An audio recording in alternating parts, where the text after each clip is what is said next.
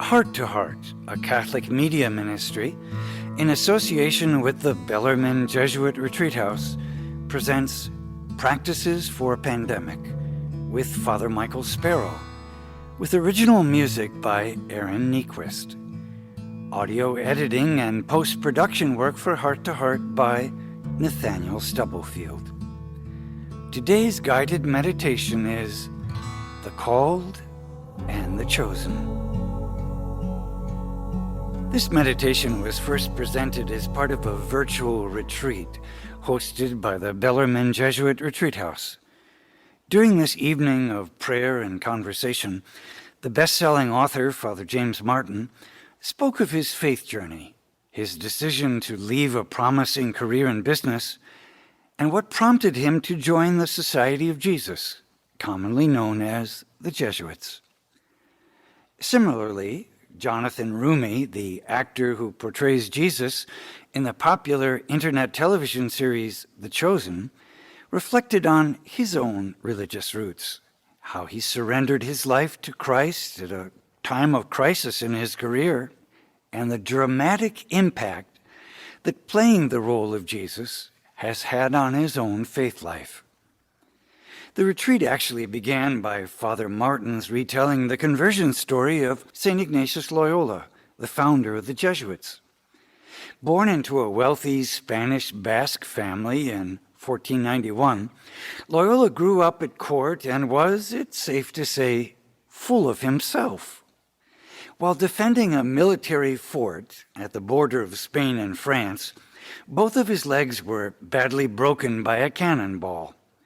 He would spend the next 9 months healing physically, and during that time, he also experienced a profound spiritual healing. He had been a lukewarm Christian Catholic, but those months of convalescence turned his value system upside down. He now saw himself as a pilgrim, beginning a lifelong journey with Jesus. Some of us have had cannonball experiences, life events so dramatic that they forever change the trajectory of our lives. Those moments can lead us either toward God or away from God.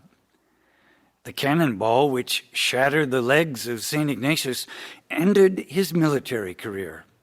He would walk with a limp for the rest of his life. In the midst of this life crisis, Ignatius could have turned bitter and turned away from God.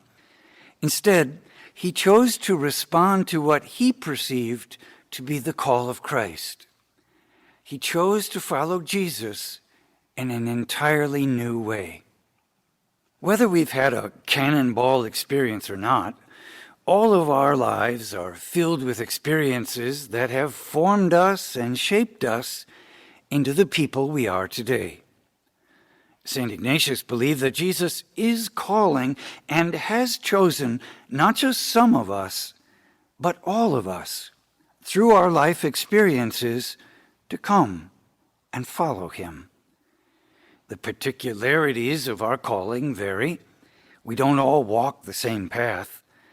But that calling begins by knowing ourselves to be loved by Jesus, whatever our life history has been. St. Ignatius Loyola might be referred to as the patron saint of reflecting on our experience. He learned so much about how God operates in our hearts by paying attention to the thoughts and feelings that arise quite naturally throughout our day.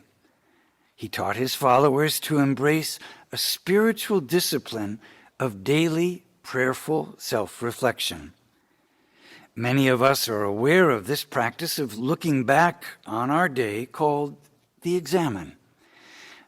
But it's helpful not just to look back at the last 24 hours, but occasionally to reflect on the trajectory of our whole life in broad strokes. Where have we come from? Where are we now? Where are we headed? The Bible is full of encouragement to remember what God has done in our lives. For example, there are over 87 different references that remind the chosen people of Israel not to forget that God brought them out of Egypt. When we forget where we've come from, we lose our way. What follows is a short guided meditation to help you remember your own religious roots. It's also a time to assess whether you feel like you're on the right path or whether you've made a wrong turn and lost your way. I'll ask you to remember who were the significant people and what were the life experiences that have shaped your values and formed or deformed your own religious practice. Before we begin, let me offer a few suggestions. Choose a quiet, comfortable spot to sit for the meditation where you won't be disturbed for the next 10 minutes or so. Turn off the ringer on your phone so you won't be disturbed. You may wish to follow up the meditation with a few minutes of journaling on the experience, naming what thoughts and feelings surfaced for you. So you may want to have a pen and paper handy.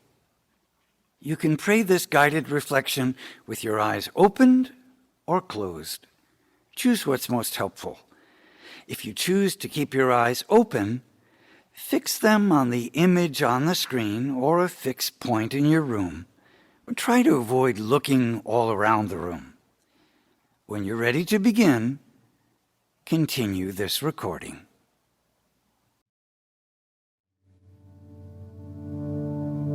Begin by taking a few gentle breaths, taking in God's love and light and strength. If there's any obstruction in your breathing, just breathe as you normally do. Otherwise, deepen your breath and let it begin to slow down.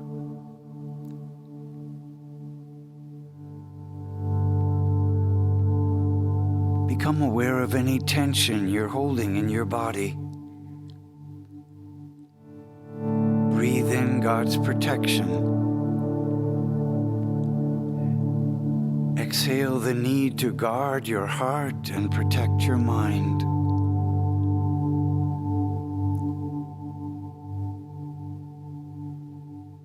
Breathe in God's grace and blessing. Release your fear into God's care.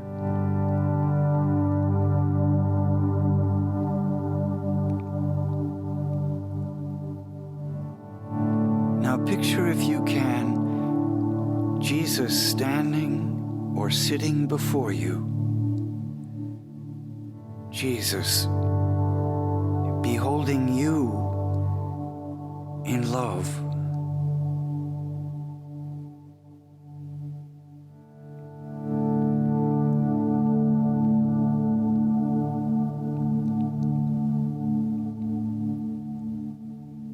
Allow yourself, if you can, to feel His love for you. He sees you. He knows you. He knows your history, the good and the bad. Behold Him beholding you in love.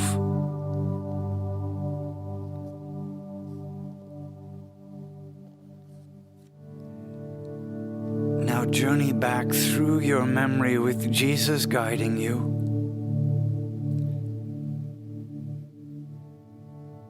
With each breath you take, allow yourself to travel back to your religious roots.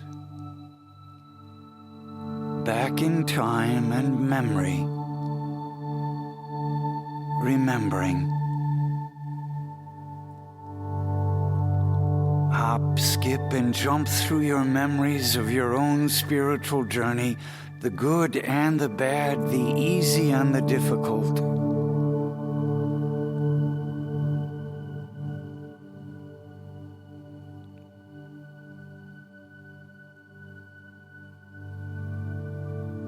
What was your religious upbringing like? Did your family go to church? If you prayed, what prayers did you pray? remember.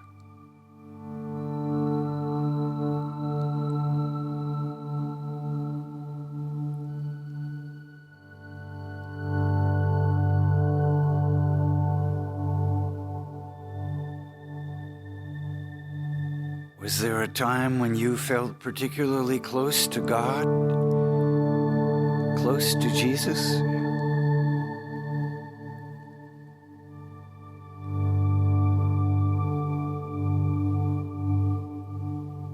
How old were you? Remember what that experience felt like.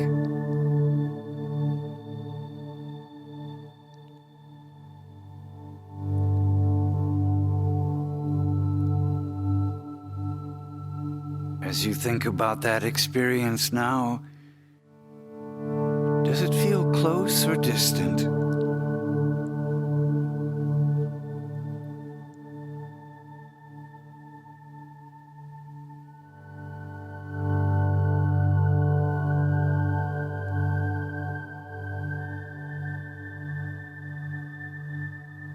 Remember the times when your faith was challenged or shaken.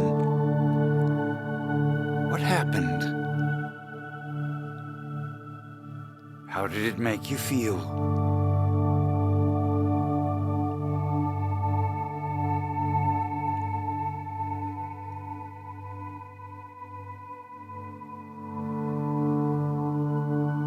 Were you able to recover from that faith crisis? Or are you still scarred?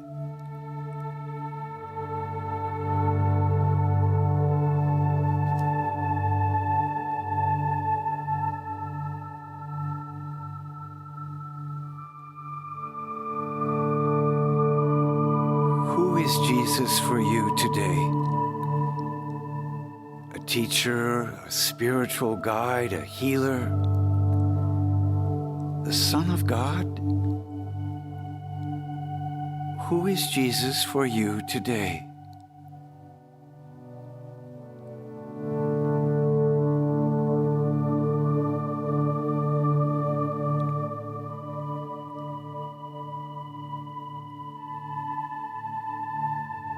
And who are you to Jesus? A friend? A subject? A nameless follower? A dearly beloved son or daughter? Who are you to Jesus?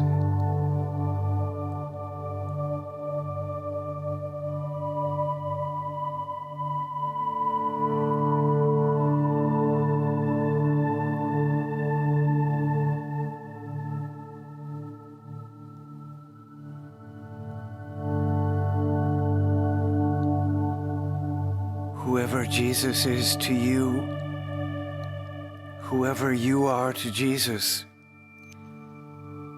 imagine him, if you can, once again beholding you in love.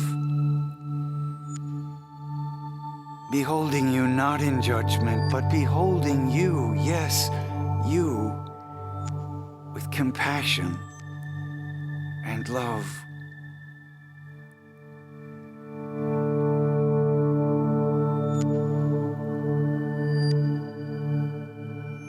What do you wish to say to him?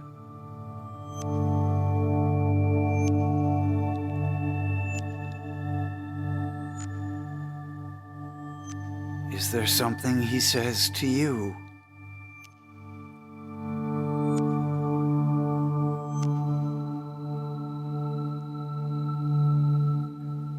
Before we conclude, take a few moments and speak to Jesus as one friend to another. Speak and listen.